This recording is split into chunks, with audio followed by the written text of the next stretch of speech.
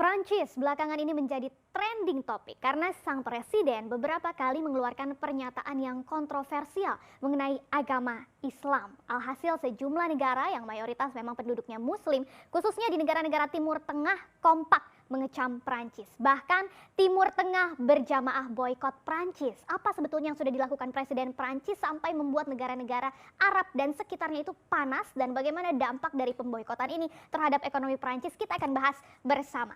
Jadi Presiden Prancis Emmanuel Jean-Michel Frédéric Macron ini memang sudah memicu kontroversi mengenai Islam setidaknya sejak awal bulan Oktober ini ya. Kalau kita ingat dalam pidato utamanya yang fokus memang membahas pertempuran melawan radikalisme Islam di Prancis di awal Oktober kemarin, Macron itu menyebut Islam adalah agama yang sedang mengalami krisis di seluruh dunia. Dan saat itu juga Macron mengenalkan dan menjelaskan ada rencana undang-undang untuk melawan separatisme Islam atau upaya pemisahan sejumlah umat muslim di Prancis dari persatuan negara. Nah, Macron menyebut undang-undang ini penting untuk dibuat dalam rangka mendorong bentuk Islam yang memang sesuai dengan nilai-nilai Republik. Di saat yang sama, Macron ini juga membuat umat muslim naik pitam karena membiarkan majalah satir yaitu Charlie Hebdo pada saat itu yang sempat menerbitkan ulang karikatur Nabi Muhammad untuk menandai dimulainya sidang terhadap para tersangka pelaku penembakan brutal di kantor Charlie Hebdo di tahun 2015 lalu oleh pria bersenjata militan Islam yang menewaskan 12 orang. Macron saat itu tidak mau mengecam hal itu karena menurutnya Prancis memiliki kebebasan berekspresi termasuk juga kebebasan pers. Dan yang terbaru yang juga membuat heboh belum lama ini, Macron juga kembali menuai kontroversi karena membela seorang guru di Prancis yang dipenggal setelah menunjukkan kartun Nabi Muhammad di kelas sambil berbicara soal kebebasan. Nah, menanggapi insiden ini, Macron menyebut sang guru ini dibunuh karena kaum Islamis menginginkan masa depan Prancis. Padahal kalau dalam kepercayaan Muslim, Nabi Muhammad memang tidak boleh digambarkan seperti manusia karena hal tersebut adalah bentuk penghinaan, bahkan bisa menghadapi hukuman mati kalau di Pakistan. Nah, pernyataan Macron ini sontak menimbulkan pro dan kontra ya. Sejumlah pejabat di Eropa tentu berada di pihak Macron. Sedangkan negara-negara Muslim seperti Iran, Pakistan, dan Turki itu mengecam Macron karena memang dinilai sudah melukai umat muslim. Bahkan yang terbaru, Indonesia, kita juga baru saja menyatakan sikapnya mengecam Presiden Prancis atas pernyataannya. Nah, berbagai kecaman tersebut ternyata juga sampai berujung pada aksi boykot produk asal Prancis ya. Ada tagar atau hashtag boycott French products yang menjadi viral di media sosial berbagai negara Timur Tengah ya, mulai dari Kuwait, Qatar, Turki, Palestina, Aljazair, Mesir, Yordania, sampai Arab Saudi dan yang lain-lainnya ini menggunakan hashtag boycott French products. Dan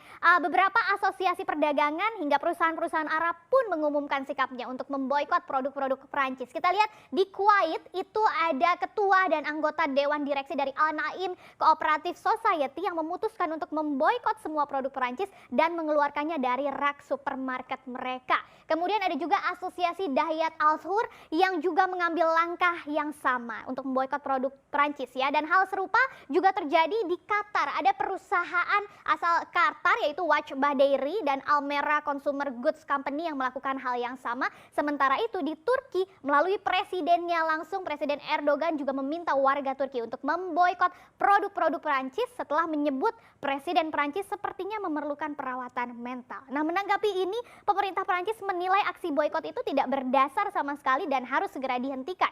Federasi Pengusaha Prancis juga mendesak perusahaan untuk menolak boikot produk yang dilakukan oleh negara-negara Arab dan menyebut hal ini sebagai tindakan pemerasan. Boikot dianggap hanya memperburuk keadaan, apalagi sejumlah perusahaan di Prancis memang sudah terpukul karena pandemi corona. Nah, kira-kira akan separah apa sih dampaknya ke ekonomi Prancis kalau memang betul-betul masif boikot produk Prancis yang dilakukan oleh negara-negara Muslim ya. Sebagai negara yang terbuka dengan total kontribusi ekspor terhadap PDB itu ada lebih dari 30%, maka ekspor Prancis ke negara-negara Muslim termasuk di Timur Tengah pasti akan mengalami penurunan ya kalau memang aksi boikot ini serius betul-betul besar. Nah, jika mengacu pada data Observatory of Economic Complex Complexity dari 2018, total ekspor Perancis ke berbagai negara muslim itu totalnya mencapai 41,1 miliar dolar Amerika Serikat atau setara dengan 7,3% dari total ekspor keseluruhan Perancis yang mencapai lebih dari 500 miliar dolar Amerika Serikat ya. Dan 5 besar negaranya kita lihat di sini, negara muslim yang menjadi tujuan utama ekspor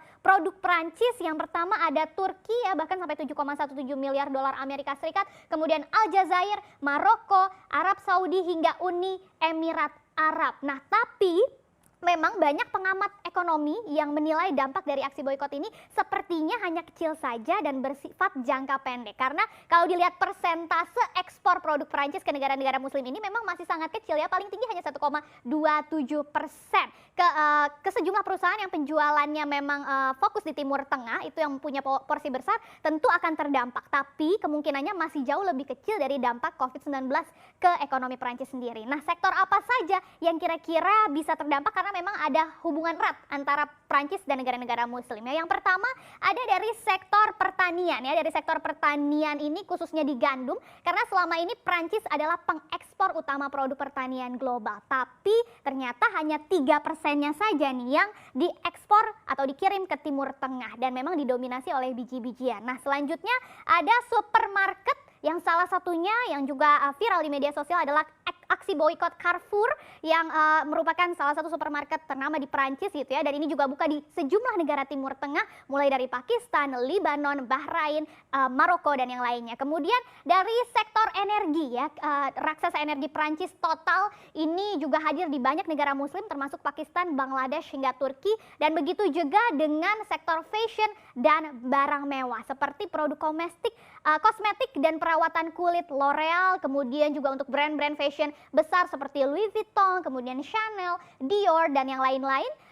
Ini juga ada di beberapa negara muslim, tapi memang Timur Tengah hanya menyumbang sebagian kecil penjualan dibandingkan dengan Amerika Serikat, Asia atau Eropa. Kemudian dari sektor pertahanan dan ruang angkasa, sebagai salah satu negara pengekspor senjata terkemuka di dunia juga, perusahaan asal Prancis Thales ini juga menjual senjata, teknologi penerbangan dan sistem transportasi umum ke sejumlah negara muslim termasuk Arab Saudi, Uni Emirat Arab, Turki hingga Qatar. Kemudian Mesir dan Qatar ini juga ternyata merupakan beberapa negara yang sudah memesan jet militer Rafale dari Dassault, dan ini terakhir ada sektor otomotif. Ini juga ada kaitannya karena produsen mobil Prancis Renault mencantumkan Turki itu sebagai pasar terbesar ke-8 dengan penjualannya di semester pertama tahun ini saja sudah hampir 50.000 unit. Begitu juga dengan PSA ini yang membuat merek-merek seperti Peugeot dan Citroën itu juga memiliki keterkaitan begitu ya antara Prancis dengan negara-negara muslim. Tapi sekali lagi seperti kata ekonom-ekonom atau pengamat-pengamat ekonomi, kalau dilihat dari sektor-sektor ini sepertinya dampak dari